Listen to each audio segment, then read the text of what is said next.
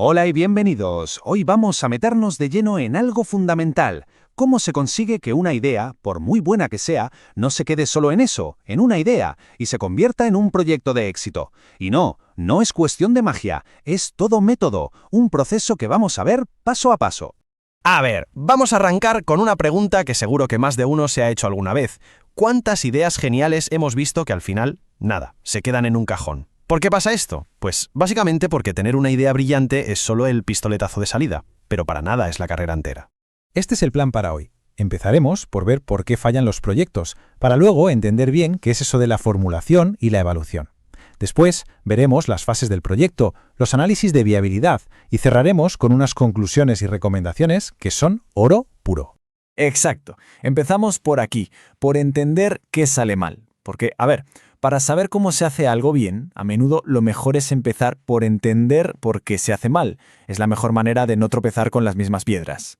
El tema es que el camino de una idea hasta que se hace realidad, pues está lleno de baches. Hay incertidumbre, riesgos por todas partes y factores que no controlamos, como los cambios tecnológicos o qué hace la competencia. Antes quizás uno se la jugaba más con la intuición, pero hoy en día eso es una lotería con muchas papeletas para perder.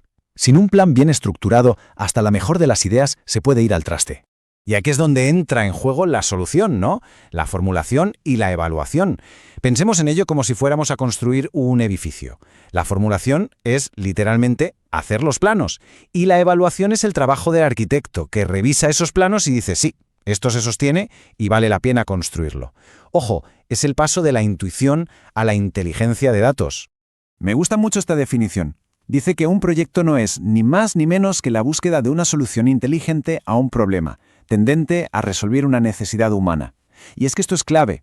Nos saca un poco de la idea de que un proyecto es solo un negocio para ganar dinero. No, en el fondo, un buen proyecto resuelve un problema real. Da igual si es para una persona, una empresa o toda una comunidad.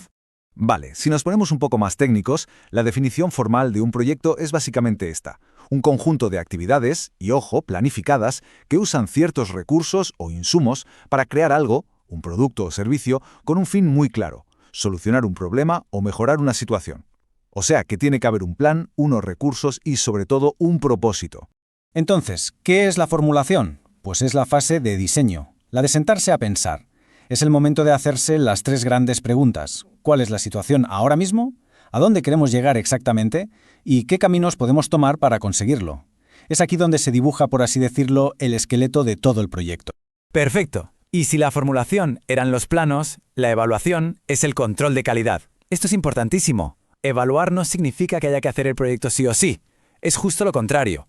Es un proceso para recoger toda la información, poner sobre la mesa las ventajas y las desventajas, y así, quien tenga que tomar la decisión final, lo haga con el menor riesgo posible.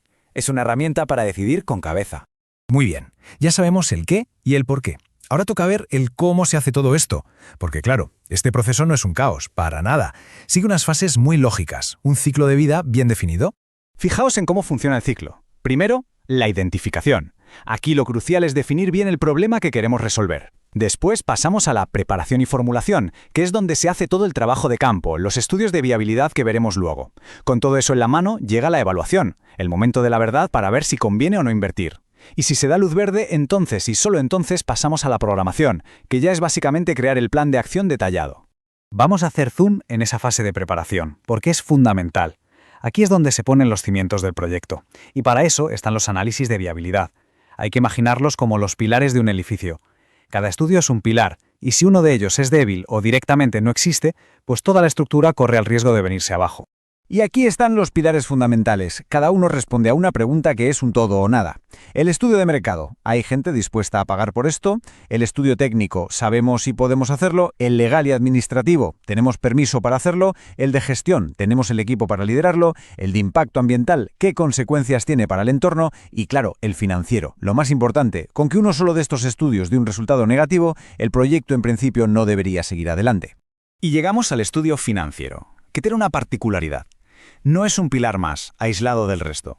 Es más bien el que los une a todos. ¿Por qué? Porque monetiza todo lo demás. Coge las conclusiones del estudio de mercado, los costes del estudio técnico, los gastos legales y lo traduce todo a euros. De ahí sale el famoso flujo de caja, que es lo que al final nos va a decir si el proyecto gana dinero o no. Y para tomar la decisión final nos apoyamos en indicadores como estos dos, que son los más conocidos. Por un lado, el VAN, el valor actual neto. Dicho de forma sencilla, nos dice en dinero de hoy cuánto beneficio extra va a generar el proyecto una vez recuperada la inversión. Si es positivo, buena señal. Por otro, la TIR, la tasa interna de retorno, que es básicamente el porcentaje de rentabilidad media anual del proyecto. Con estos dos números sobre la mesa se decide luz verde, luz roja o quizá luz ámbar para revisar algo. Bueno, pues ya hemos visto todo el recorrido. Ahora, para que las ideas queden claras, vamos a condensar todo esto en unas conclusiones y recomendaciones clave. Vale, vamos con 5 conclusiones para que nos quedemos con lo esencial. La primera, y quizá la más importante, todo esto no es burocracia, es una herramienta para minimizar riesgos. La segunda, una idea genial no basta. Tercera, evaluar es tener información para decidir, no una obligación de hacer. Cuarta, la viabilidad financiera depende de que el resto de estudios estén bien hechos. Y la quinta, el objetivo último de un proyecto es resolver una necesidad real de las personas. Y para rematar, 5 recomendaciones prácticas. Primero, obsesionarse con definir bien el problema desde el principio. Segundo, rigor, rigor y rigor en los estudios de viabilidad, nada de atajos. Tercero, ojo con la parte legal y administrativa, que a veces se deja para el final y es un error. Cuarto, los indicadores financieros son geniales, pero solo si los datos que los alimentan son buenos. Y quinto, hay que ver todo este proceso como un mapa que nos guía, no como una montaña de papeleo. Y así llegamos al final. La reflexión con la que me gustaría que nos quedáramos es esta. La pregunta clave no es si una idea es buena, sino si está realmente preparada para tener éxito. Y esa preparación pasa sí o sí por una formulación y una evaluación serias. Ahí queda esa idea para cualquier proyecto que se tenga en mente. Muchas gracias y hasta la próxima.